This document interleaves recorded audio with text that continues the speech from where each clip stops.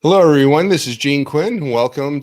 Glad to have you back. This is our first webinar of 2021, and it's a pleasure to be back. And hopefully, you all had a good holiday season and a happy new year. We'll probably always remember what we were doing on December 31st, the COVID New Year. Hopefully, this will be the one and only COVID New Year, and we're going to have a much better 2021. So, hopefully your year is off to a better start than it was in previous year. So welcome and glad to have you. We have what I think is going to be a fascinating discussion to start the year with us here today.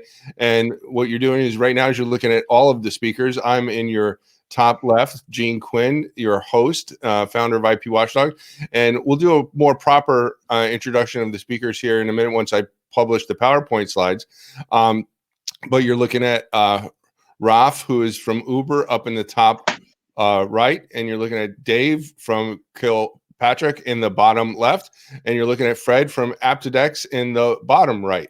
So looks like our numbers continue to grow, and that's great. Happy to see you.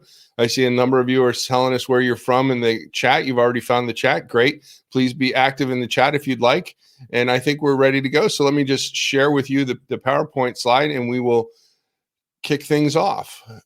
So, okay, so you should all now see the PowerPoint slide, at least the main screen. So before we start the substantive presentation, let me just go through some of the background information here. The slide deck is available for you to download right now at the bottom of your screen in Crowdcast. There's a green button there, and you can download it to your computer. And please do so if you would like a copy of the slide deck. All of the panels that we do are recorded. This one is no exception. And it will be put up in our video archive at the at IP Watchdog. The nice thing about using Crowdcast too is if you want to, you can immediately rewatch this webinar as soon as it's over. It'll give you the ability to watch it if you hang around after we're done. If you have any audio or video difficulties at any point in time during the webinar, clicking refresh is going to solve almost all of them. So just try that first. Renee is in the chat. I know she's chatting with you now, and you've been chatting with her. She can help you with any technical difficulties while we're live. If you have any questions, though, please try and use the Ask a Question feature at the bottom of your browser window, because sometimes the chat gets pretty busy, and I don't want to discourage you from using the chat. It's just that the presenters and I sometimes have trouble keeping up with the chat while we're having the conversation. We'll check the Ask a Question box to see what your questions are, and that also gives you the ability to vote up questions that you may like and want us to answer that others have asked. So if you see a question that you like, vote it up, and then we'll know that that's something that we'll definitely try and get to. Then at the end of the webinar, we'll have a feedback survey for you. And if you could give us just a couple minutes of your time, really 1 to 2 minutes is all it'll take. And we'll get that feedback from you and get some ideas from you on future programs and what you liked and what we could do more of. So with that out of the way, let's move forward and introduce our presenters in a more appropriate fashion. Rafa Gutierrez is the Director of Intellectual Property for Uber, and he is in charge of the global trademark and copyright and domain practices. And he was their first in-house trademark attorney at Uber and has built Uber's trademark practice in-house. So we're very happy to have Rafa. He's going to give us the in-house perspective on the app mania and abuse and all of this, which is just really outrageous what you'll see as we go through the conversation here today. David Kaplan is a partner at Kilpatrick Townsend, and he leads their online enforcement team. And he has spent 25 years protecting clients' intellectual property rights. And he has a lot of experience in this area in dealing with not only apps and intellectual property, dealing with trademarks and copyrights, but also entertainment, anything online he deals with. And we're looking forward to getting the the law firm perspective on representing clients from this area. Then we have Fred Fellman from Aptodex, and Aptodex is the sponsor of this webinar, and we're glad to have Aptodex join us. And Fred brings 30 years of success in the product and marketing roles in high growth private and public companies.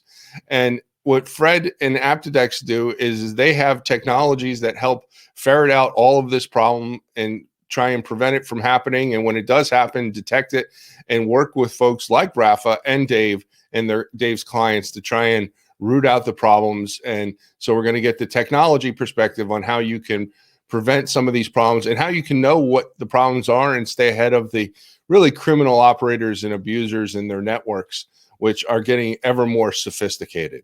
So, gentlemen, with that introduction of you, welcome. And I'm going to pause here on this slide. Now, those of you who are registered, you've already seen this. This was on the registration page. This is the text. I'd like to bring you in, and since we have you lined up, Rafa, Dave, and then Fred, let's go in that order if we can.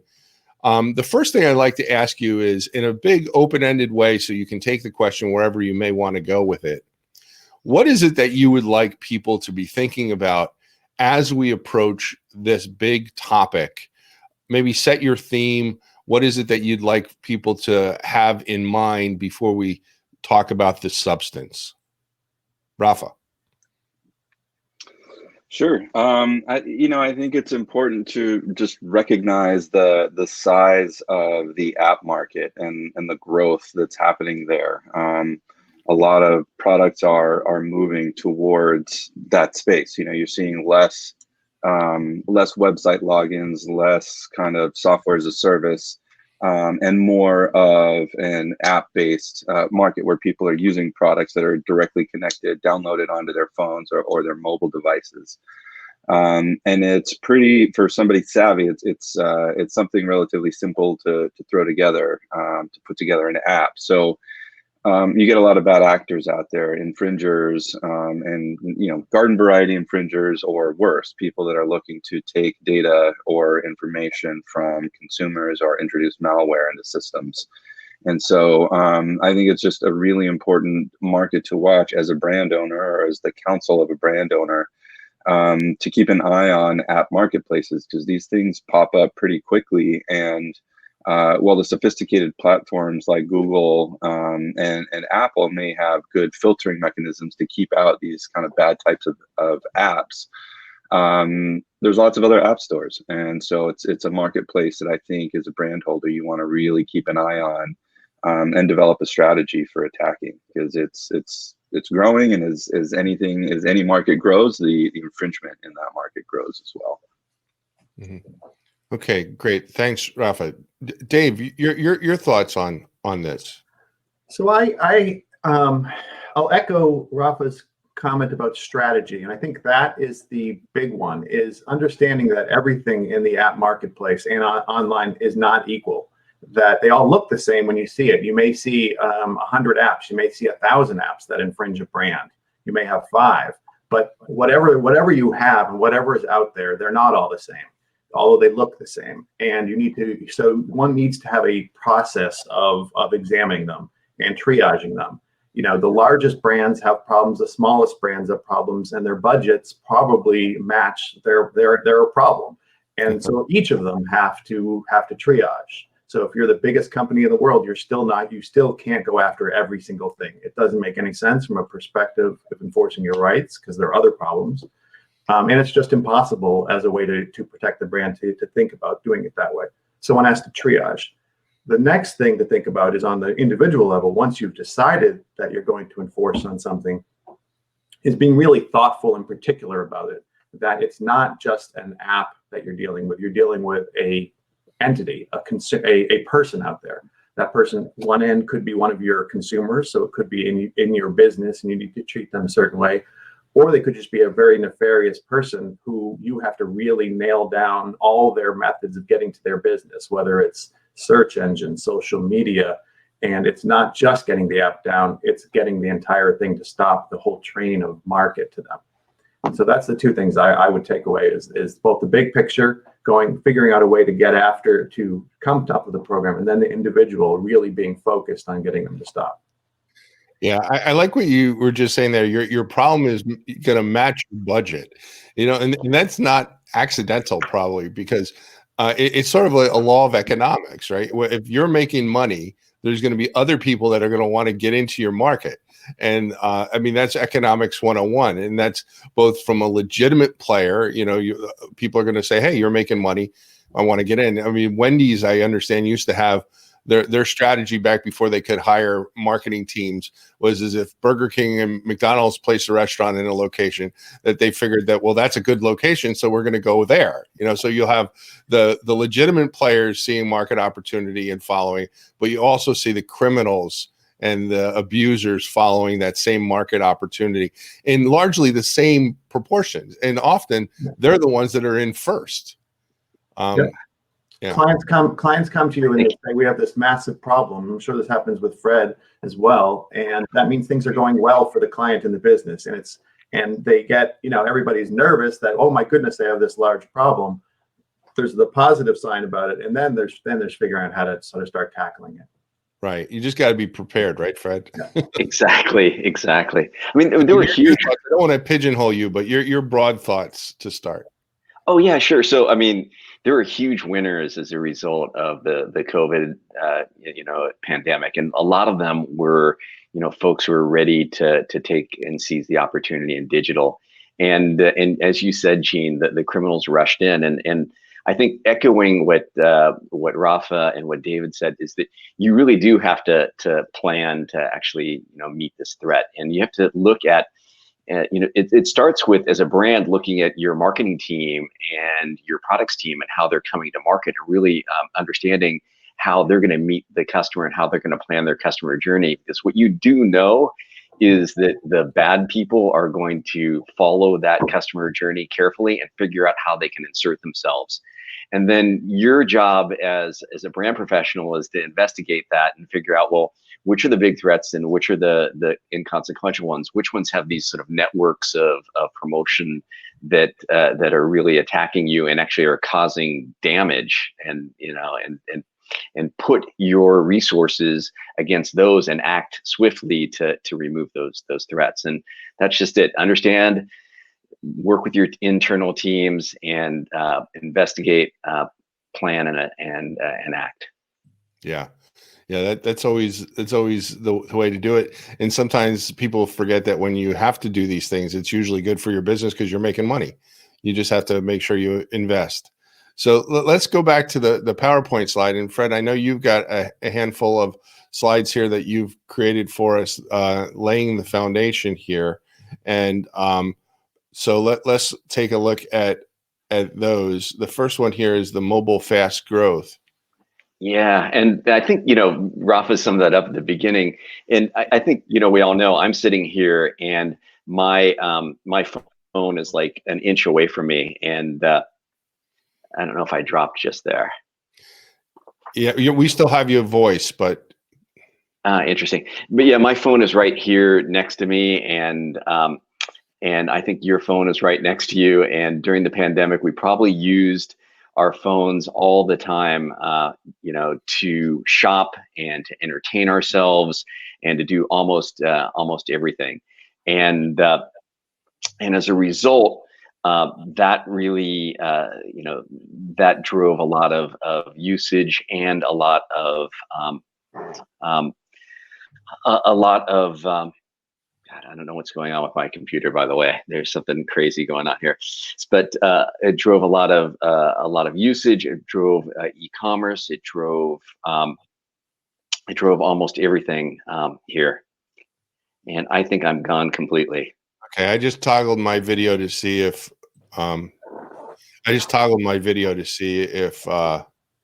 whoops.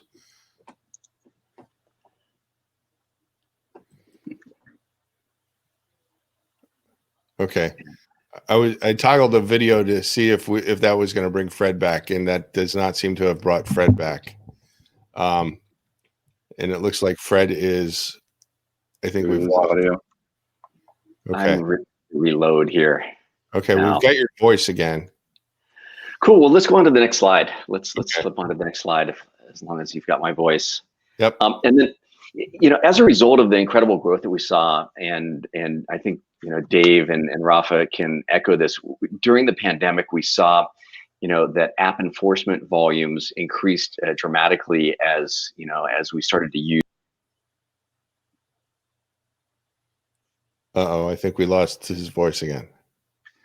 Happy to jump in here too. I mean, we talked about, yeah. I think what Fred was talking about is with the pandemic, a lot of people are turning to apps for their daily needs. I mean, now things that you may used to have, you might have done on your way to work or while you're at work, you're doing from home, and you're not. I think most people, even those of us who are working from home, you're probably not in one place as often as you would be at work. You're not sitting at your computer. You're kind of moving around the house. You're doing different things. And instead of carrying your laptop with you, you got your phone with you, right? So you think about something. Oh, I meant to order that thing on Amazon. You pull out your phone, you just type it in, and there you go. And a lot of other services. I mean, look, the pandemic, for as much of a disruption as it is, disruption drives innovation, or vice versa. So you got a lot of people that are saying, well, we got this crazy space now, like how can I take advantage of it? And so we've seen the ability of some businesses to flourish. I mean, Fred was talking about that a bit earlier. In Uber, we have the unique instance where we had one business that flourished and one business that was severely damaged by the pandemic, and that was the rideshare business. Really dropped off substantially. But then everybody stuck at home and they started ordering restaurant delivery at home. So Uber Eats grew a ton. And so we were actually a company that, we kind of went like this. Yeah. And in the balance, it allowed the company to stay together. But what I was talking about earlier too, with the ease of putting together an app. I mean, somebody can just come up with a creative solution to provide some service via an app during the pandemic, and a few hours of coding, and they can put an app up in the App Store. So I think that the pandemic certainly drove some of the growth of enforcement in the app stores. I'll jump in, and a couple other points is that COVID has made it easier for fraudsters because everything is online. So they're always going to jump in a place where they can hide from people. And there's so many new ways, new things that people are doing online: food ordering, banking, medical appointments, everything medical the fraud is enormous because of COVID. And part of that is both consumers are there, but also jobs and the economy was completely damaged for many months, and the fraudsters, fraud follows that. Whenever people are out of normal regular jobs, they move to a way to make money from fraud. But the other element of it is that on the side of the people that you need to employ to halt the fraud, we've had issues. I was on the phone with a internet service provider trying to stop a fraudster, and the counsel at the internet service provider said she was at home, and she would call the tech person who was at his home, and he would call the other tech person who was at their home. So everything that we wanted to have done was going to take 10 times as long because they themselves were disrupted. So all of that led to this massive increase in fraud. Yeah. So, go ahead, Ralph. I was just going to add that the medical is huge. When David mentioned medical, because a lot of people are avoiding doctor's offices and are going to virtual visits now, and so and that's one of the things that's obviously the most sensitive is your medical information, and so you want to be really careful and make sure you're using the right apps or the right functions to communicate with your medical providers, because that's obviously going to be a lot of sensitive information.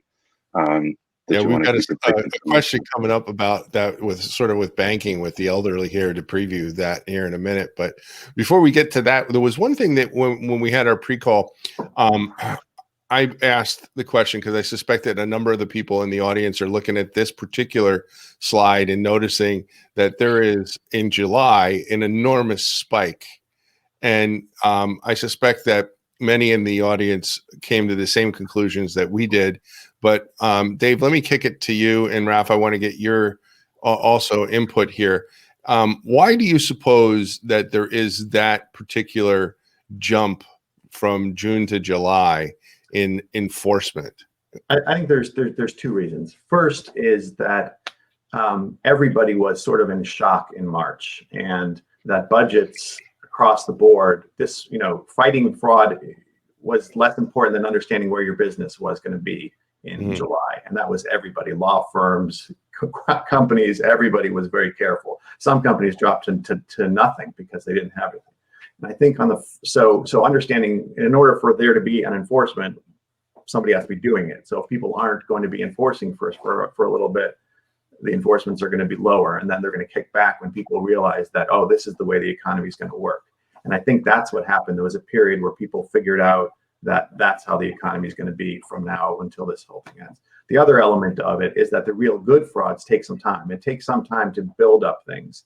And as the economy changes and as certain things become bigger, that's where the fraudsters aim. So they're not going to be going after, they'll be doing things like Uber Eats. They'll be focusing on things that people are using. Fraud changes, it follows the market. So it takes a little bit of time to figure out where the market's going, and then the fraudsters are right there. Yeah. And Rafa, is that your perception too? I mean, is that what you saw at Uber, that there was some lag time between when the pandemic hits and when you started seeing some of these networks becoming more sophisticated with respect to the pandemic specifically? I think with respect to apps, yes, it would model that, and it would be interesting to contrast this with kind of the detection level and see, if there is kind of that long tail. I think, even though I said it's quick to build an app, it does take some time, right? It does take some coding. It does take, there is an approval process. So I agree with David that there was that kind of tail from, March, April, May, where people are still kind of figuring out or building, their fraud networks, their fraud empires. But certainly you say that, but if you're and I'm sorry to interrupt, and I hope I don't cause you to lose your chain of thought, but that is just a brilliant way to put it, because when I write about counterfeiting and I write about this stuff, I don't know whether you guys know how many people are out there that think that is just utter garbage. There are no fraud empires. There are no corruption networks, and it's just garbage. They exist, and why wouldn't they exist? The criminal penalties, even if you get caught, are a little more than a slap on the wrist. Yeah, I mean that's the whole issue of detecting who's perpetrating the fraud is I mean, shoot, we could have a whole other webinar on just that. And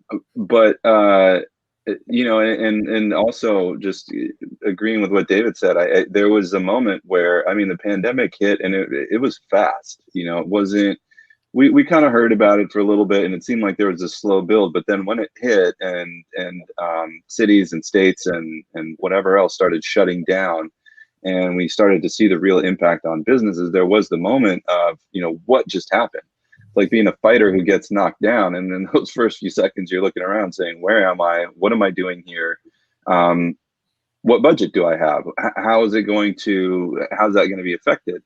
And we've talked about how important it is to operate within the confines of your budget. You do have to have a plan, but it's going to be constrained by your budget. And I think there was a time from March through the summer where people didn't know what their budgets were. I mean, I've heard plenty of anecdotal stories of people pausing all enforcement because they just didn't know if they were going to have the money. And so I was like, well, we're just going to freeze everything for now, not do anything, figure out where our money is, figure out where the business is going. And once we get that worked out, we can relaunch this enforcement program. And so I also agree that's probably the explanation for the high spike at the end of the summer. But one point where I think it would maybe diverge a little bit for the fraudsters to put their act together, at least based on data I've seen that's Uber specific, where phishing scams were pretty quick to come up. But those are outside of the app environment. That's just someone putting up a web page. I mean, that you could do in 10 minutes. I mean, I could do that in 10 minutes, and I don't even know that much about web design. So to build a page where somebody's going to enter credentials or that mimics a legitimate website when people are going to come in, we did see a spike of those right after, around March and April. So those were pretty quick to react. I'll jump in on your fraud, on your phishing campaigns. And I had one of the worst experiences of fraud, just the most morally decrepit fraud experience with one of those. It was a charity. They're raising money for kids with cancer, and they're sending out phishing emails for people to donate to a complete. I mean, it was pure theft. It was unbelievable. It was, of all people to steal from, they were stealing from kids with cancer. So. Yeah, well, you know, Well, I I mean, guess that's the usually one thing what is, happens. you know, they're equal opportunity. Yeah. So they don't. So Fred, the one question that we do have here now that we have you back is the different colors here on this. This represents the different customer representatives, does it? Yeah, we had about a market basket of like 15 of them that we processed for this, that were pretty high volume enforcers, and we thought it would be a good market basket of folks to use. Okay. All right. So let's push to the next one. This just gives an idea of the time to resolution. Fred, do you have any quick comments on this? Yeah, I mean, the thing about this is what a lot of our clients measure is the amount of risk that they face. So they measure the time to resolution as an important metric of you know, how much risk their own customers face. And I think this is interesting because, you know, we saw these spikes in volume that we talked about, but we also saw some other changes at the platforms themselves, because as we were all going home to work from home, they were all going to work from home, and there were moments where some of their systems were a little bit slower than others, and also during the spike periods when they were having to deal with lots of enforcement, it was hard for them to actually process all those issues. But the great thing I think about, especially the primary platforms, Apple and Google, we've seen a settling of that, and we've seen some more consistent enforcement results from them now that things have settled down a bit. And I wonder if others, you know, in the group have any comments on that, David or Rafa. Well, you just said exactly what I was saying when you went off about the time, about the process of the service providers being disconnected, then finally getting their act together.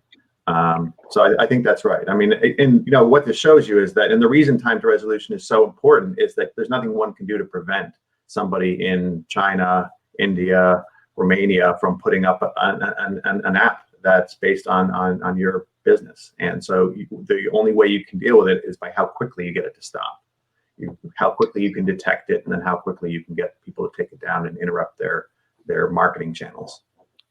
Yeah, I agree. Exactly. It was the double whammy for the service providers, and I can't believe I'm actually giving them an excuse for this, but you know that there was the increase in volume of infringements that people saw. So I mean, naturally, any size business that gets an increase in volume, things are probably going to slow down a little bit.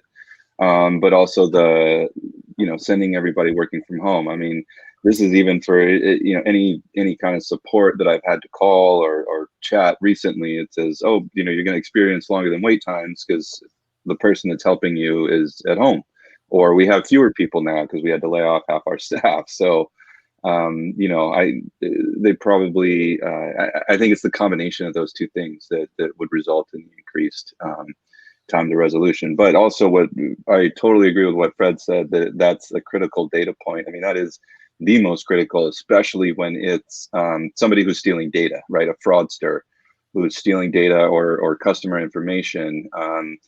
Because we've looked at some research, and it kind of shows them, and again, this kind of relates to phishing websites, but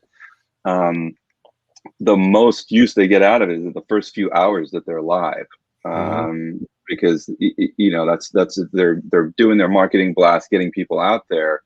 And so, if you're looking at a site that's 10 days, 3 weeks old, there's probably not as much activity as there was on it in the first few days that it was live. So it's really important to act fast. So let me just echo that. And and people are always shocked to hear this, and it's a slightly different context, but I have all kinds. I've literally 21 years of data with IP Watchdog on sending emails out, and when do people open them, and that sort of thing, and what do people respond when we send out the announcements for programs and for the webinars and so on and so forth. And exactly what you just said is, without fail, what 21 years of data shows us is that within the first couple hours out after sending something out is when you're going to see at least 3/4, if not more, of the activity associated with that email, with that mailing. So when you're dealing with something that's going out like this, whether it's an app or whether it's a phishing scam or whatever it is, and it's going to potentially impact your brand or your trademark, and you're looking at the negative impact that goodwill can have on you, if you are not going to act quickly, then you might as well not even act at all. At least in my opinion, just save your budget and go and worry about the next one, because so much of the damage will have already been done.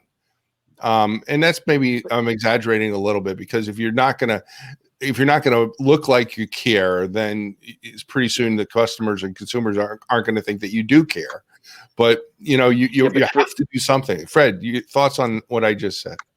Yeah, for email, you're absolutely right. The thing about apps is they have this super long tail, and one of the elements of it is the popularity of the app, and the longer it stays, the more popularity and the higher it ranks in search on these engines. So you can't let something sit, because Right. Okay. what might happen is you've got 10, 20, 30 downloads at the beginning, but then after like a week or a month, it reaches some level of popularity. You have 1 million downloads, and then you have a real problem, because some of these apps are have some really terrible scams behind them that go beyond just abusing your brand.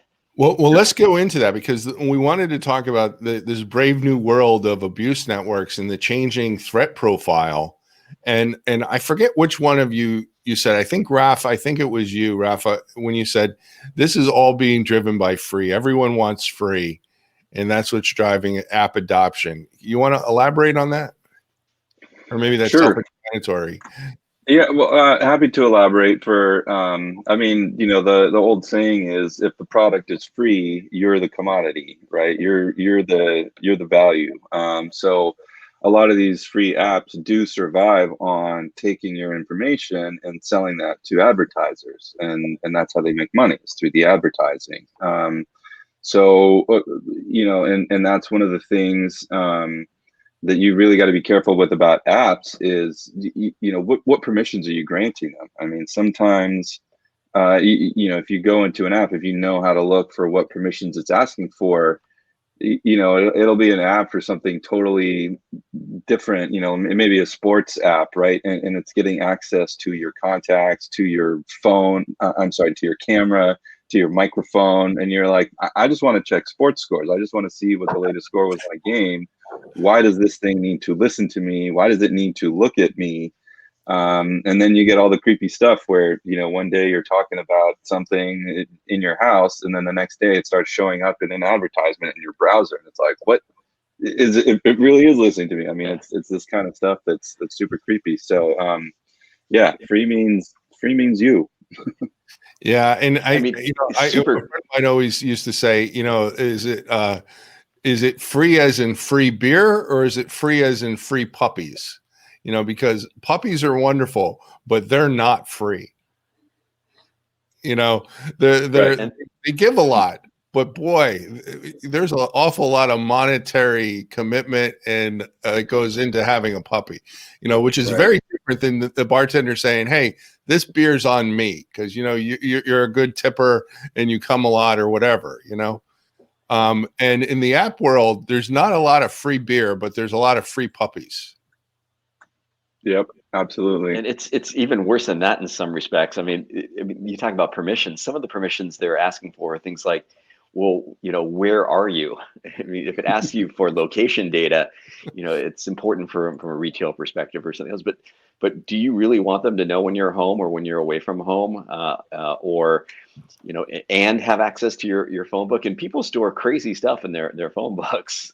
You might know that that people store things like passwords and other ridiculous things. And so the scams that people perpetrate might be as benign as showing you advertising, but as hideous as trying to steal your phone book and use that to then use it to email folks or to steal their passwords or other things. It can be really awful.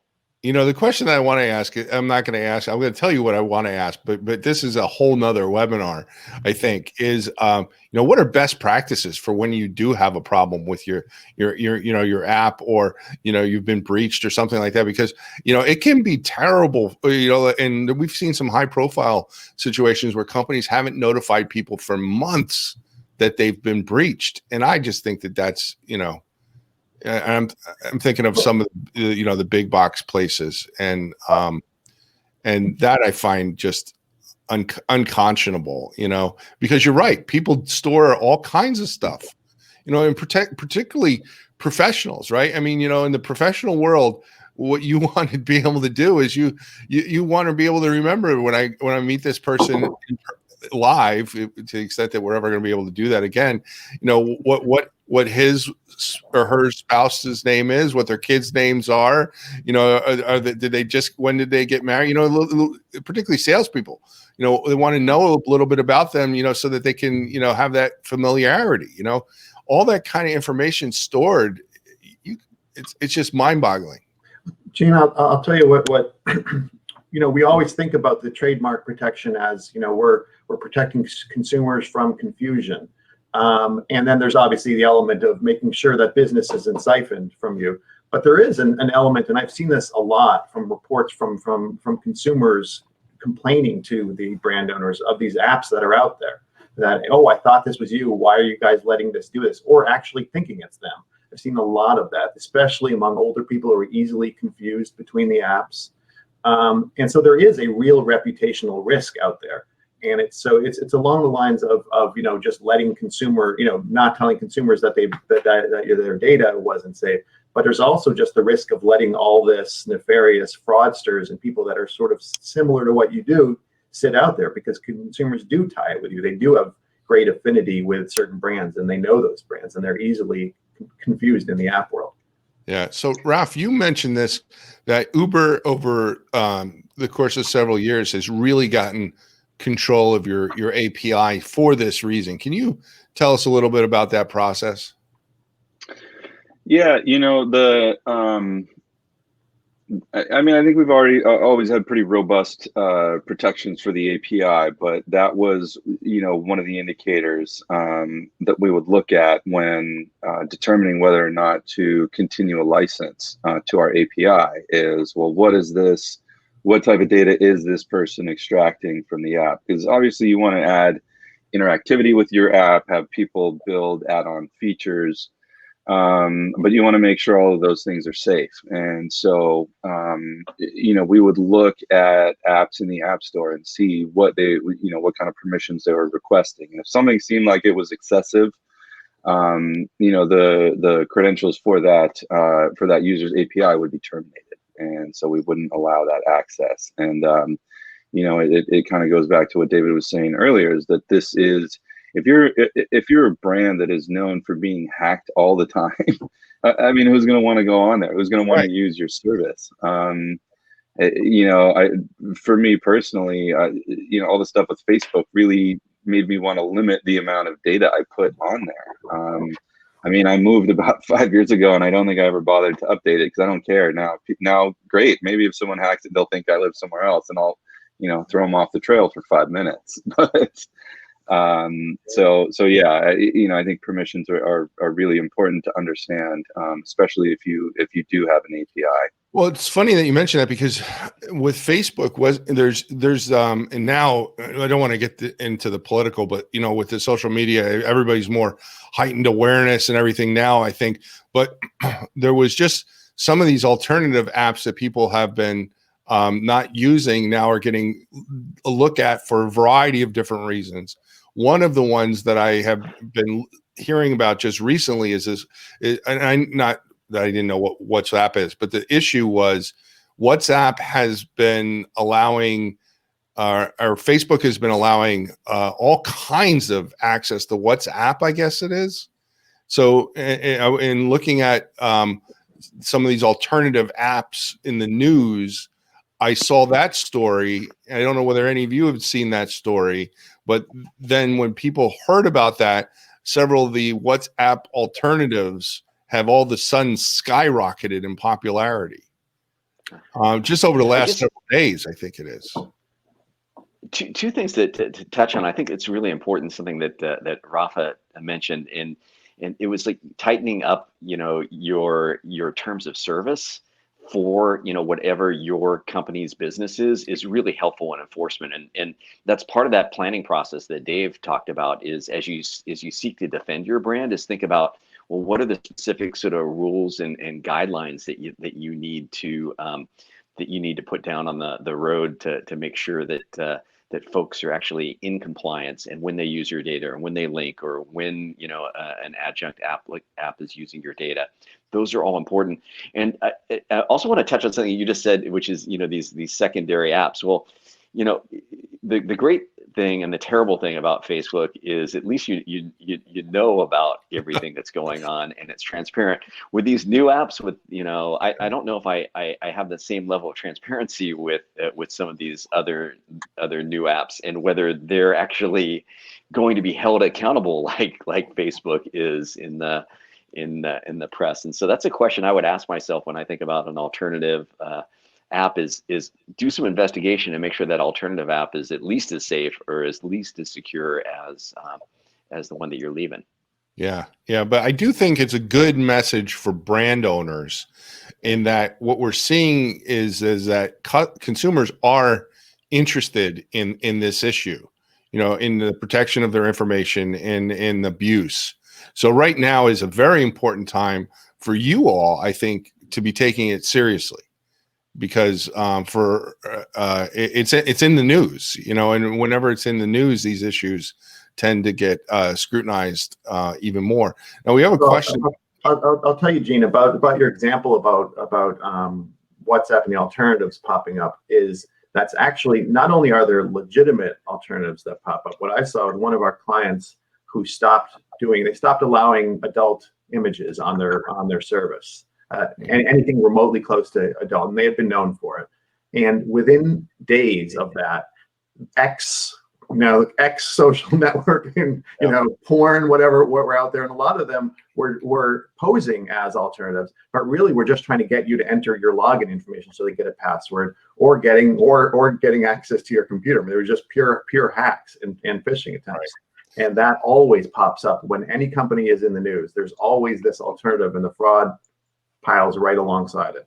Absolutely. And the one thing, everybody here is likely a part of the legal market. And if you've done any legal study, like you take any con law course, you know that practically every con law issue from 1900s on is driven by the adult entertainment industry, right?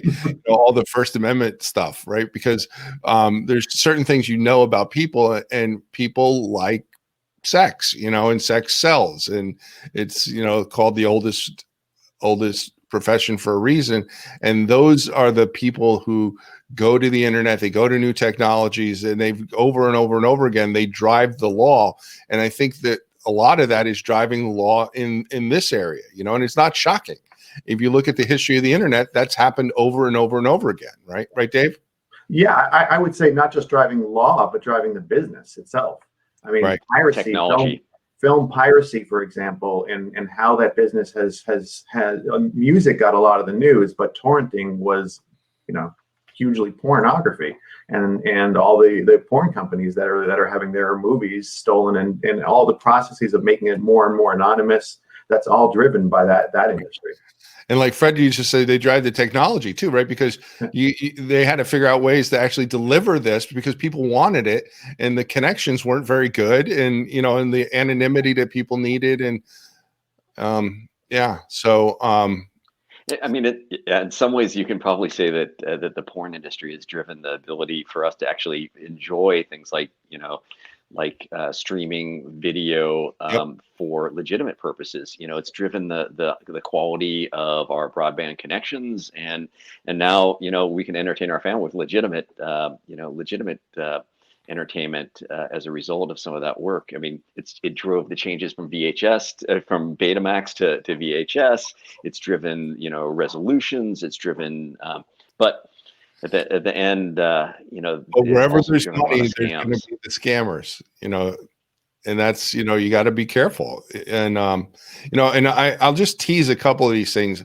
The one most directly is the credit cards to fulfill orders. And then also the AdWords credentials. We have a follow-up webinar already scheduled. It's February 11th.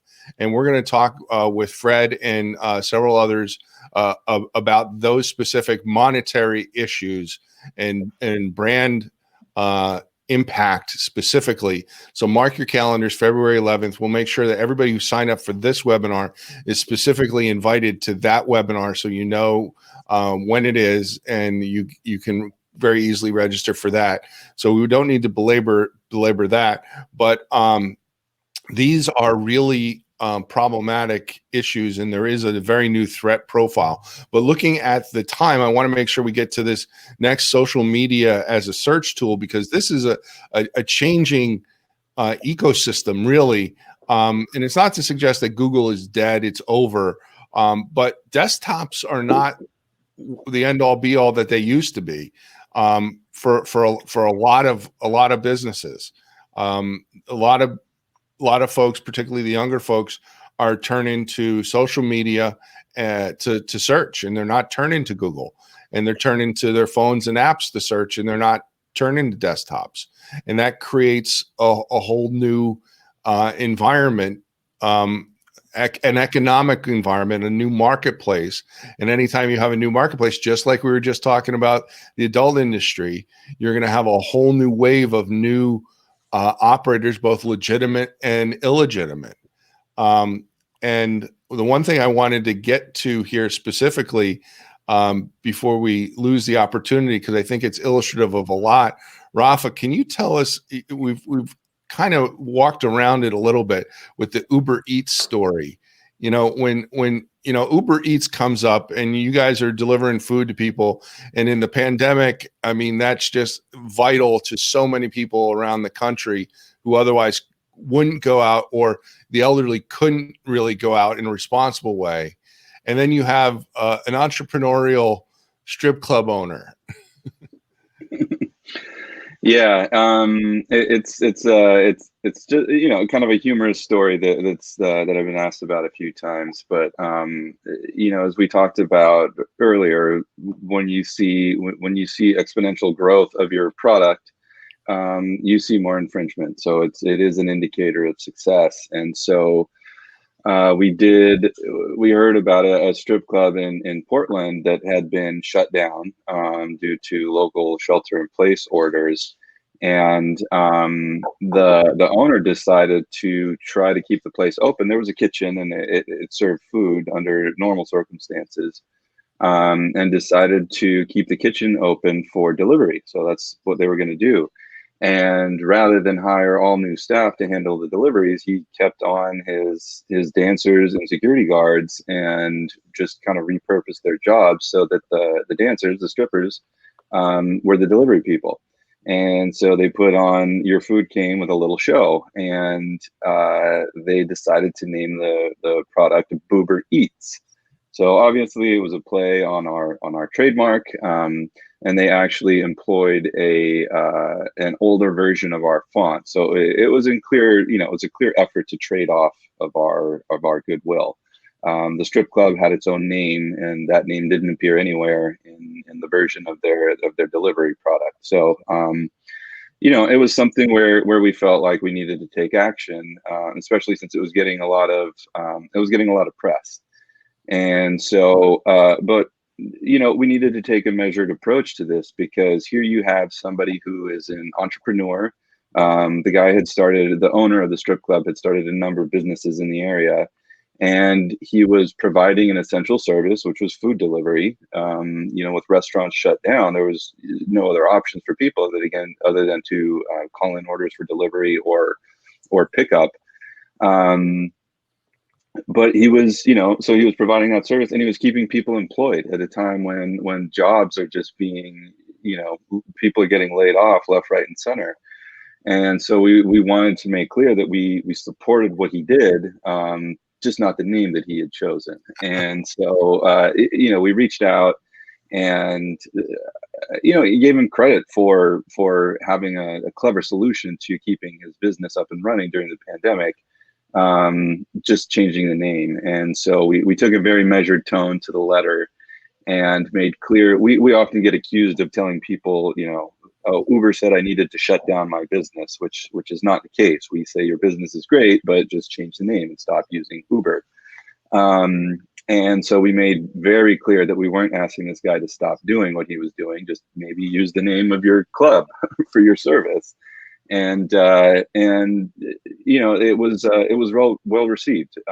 We got compliance relatively quickly, and he even went public with our cease and desist letter. And he never named us, but he did say, the company was very cool was the word that he used to describe our approach, and saying that we didn't come after him too hard, and he appreciated that, and he quickly changed the name.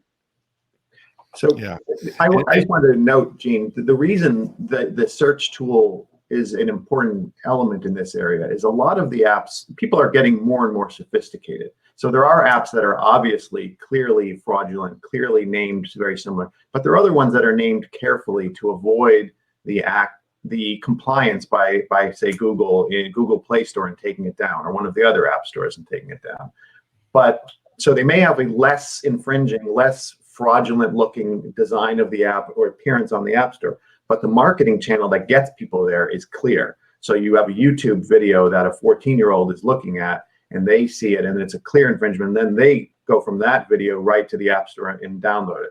And if you didn't follow that whole marketing channel, then you're not going to have seen the whole story behind this. And that's the key to understanding how consumers are getting to the fraudulent apps. It's not just through Google where you're going to see it and find it in the App Store. It's through these other marketing ways. It's through a Facebook page, a tweet, right, a snap, all that stuff. So if you're protecting a brand, you have to protect it through social media. You have to look. Yeah, and that's that's critical for the younger generation. And so there's a number of stories here on this slide that are I think of this slide. I think Fred, is the takeaway message slide, right? We have the Uber Eats story is one.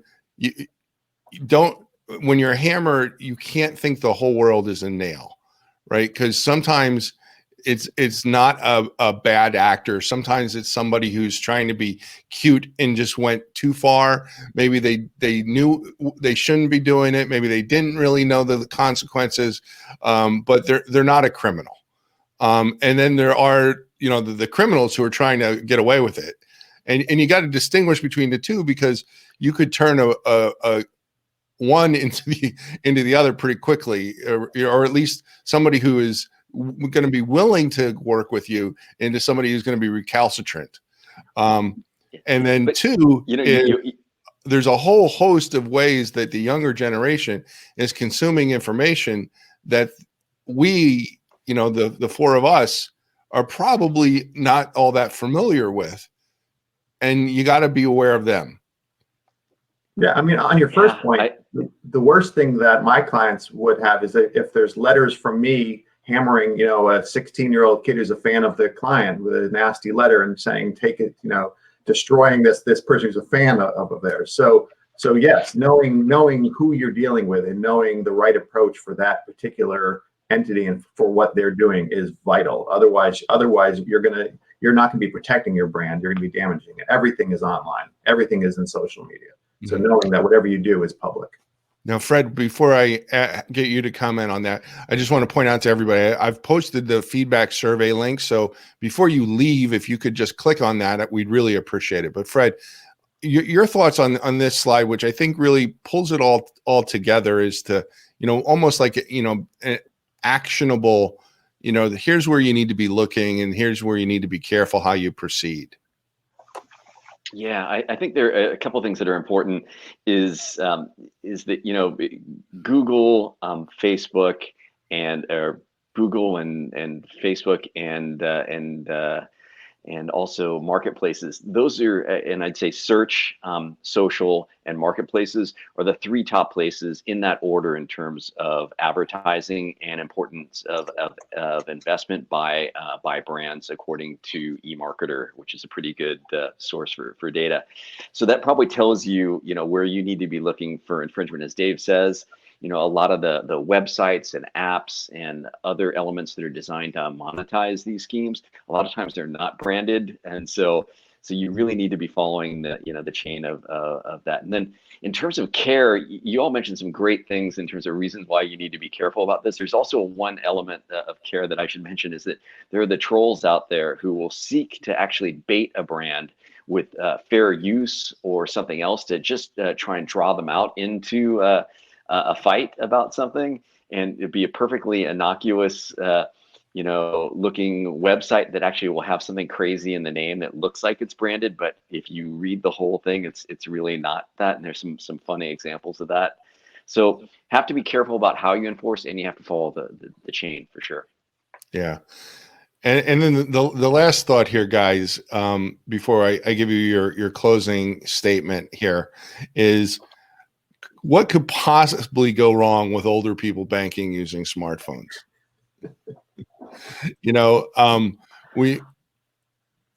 That's a real issue. I mean, that's, and Ralph, maybe we start with you on this, because from the inside perspective, how do you, and what do you even do? How do you even contemplate trying to make your app something that the elderly can use, and they don't fall prey to the fake Uber apps?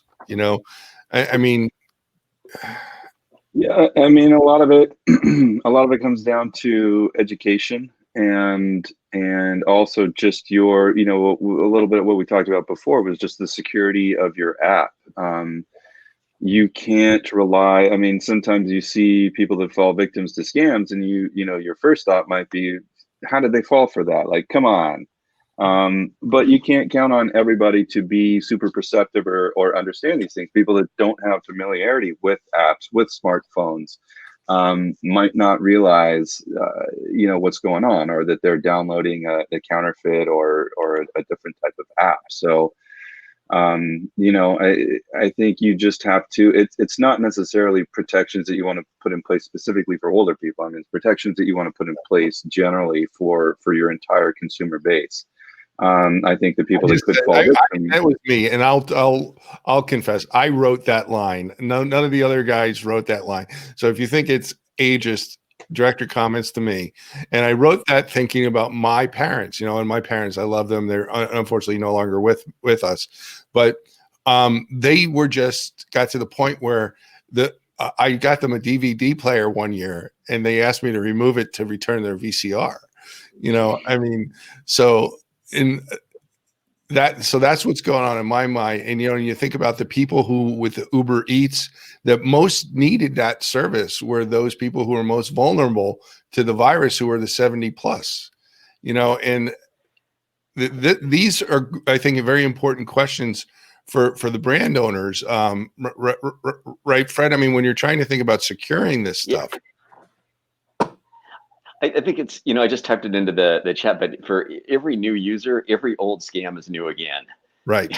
The thing that you would never be fooled by, because, you've been using a computer for 20 or 30 years or however long, and I have, but, I'm never going to be fooled, or at least, cross my fingers, by some of these scams. But, my mom, kids, any vulnerable population, people who are, are using a computer or a tablet the first time or an app the first time, they're going to fall for it. And that's exactly plays into what Rafa said, is you have to plan for the worst. Well, and it's funny that you say that, and I'll preview the February 11th again a little bit more with the credit cards. It's essentially a Ponzi scheme that gets used to abuse your brand with stolen credit cards. And the Ponzi scheme is 100 years old or more, right? I mean, it's dressed up a little bit differently. It uses technology, but that's to a large extent what winds up happening. And it's like you say, all the old scams just get reinvented slightly differently with this new technology. Dave, any thoughts on this slide before I? Yeah, I mean, just two little points. Is one, that's why branding is super important, and really clear branding and obvious branding, so that you can educate your consumers that this is what they should be doing. The other thing is consumer. And when I started doing this, people were afraid of educating consumers that there was this fraud out there, that there was a risk out there, and so they didn't even want to have reporting mechanisms, people to report things. Now you just have to educate your consumers. You just have to let them know and direct them to the right path. Yeah. All right, guys. Well, I really appreciate this. I thought this was fascinating. And so rapid fire, if you can, in 30 seconds, and we'll go in the same order that we started in, Raf, Dave, and then Fred. What is the one thing, Rafa, that you would like people to leave today remembering? I mean, I think the theme that we've got here is that this is, apps are a new place for enforcement, and it's a massively growing area. If you haven't really looked at the space and you look at the volume of infringements that are happening, it may seem daunting, but if you have a plan, you can take a measured approach, and you got to prioritize. You got to work within your budget, work within your resources, and go after what's most important. I don't think there's a risk of losing your rights for not protecting it if you don't go after everything. But if you can establish a reasonable plan and demonstrate that you were really taking action against things that you deemed most critical, I think you're going to be in good shape. Great. Thanks, Rafa. Dave? I would say be thoughtful and have a plan. That's it. I mean, everything has to be planned out, that you can't be responsive to everything. You can't just be reacting to things you come across. You have to have a plan set up to protect the business and to protect your consumers. Yeah. And, when I say that, and I think you're exactly right, but Fred, you guys come in, it seems to me, the old Mike Tyson quote, everybody has a plan until they get punched in the face. You remember that quote, if you're a boxing fan? Yeah. And it seems like you got to prepare to get that punch in the face, and because the criminal operators, where there is money out there, they are going to show up. Yeah. So Fred, your one thing. My one thing is it's a team sport. Get together with your marketing team, your security team, your legal team, your vendors, and make sure that everybody works together. Because if you do get punched in the face, at least there's somebody standing beside you, to stand up and defend you. Yeah, no, I agree. Now, my one thing is, I agree with everything everybody said, and I view this a lot like, anytime you talk about criminal operators and abusers, is I think about it just the same way as you would like an ordinary burglar. Locks on your homes can be defeated. You put locks on your homes and security cameras and lights that come on, motion sensors, to make your house harder to break into than the other person's, your neighbor's house. So that if somebody's going to break in, they're going to break into your neighbor's house. So you want to have all these things in place, the team, the legal procedures, the security technology, and then a rapid response, so that then the message goes out that we take this seriously. Move on. Don't do it to us, because if you do that, then you're not going to be the ones that have these problems. Criminal operators go where there's the path of least resistance. And if you don't think there's criminals in this space, then just sit back and wait, and they're going to come and find you. And that's unfortunately the sad reality. So, all right, guys, really appreciate it. Great conversation. Thank you all for joining us, and thank you for staying the few minutes that we went over. You all have a good rest of your day. We look forward to a great webinar series for the rest of the year, and hopefully you'll join us on February 11th when we pick up this conversation a little bit more in depth with the Follow the Money. Until then, have a good week. Bye for now. Thanks, Gene. Thank you. Dave. Thanks, Ralph.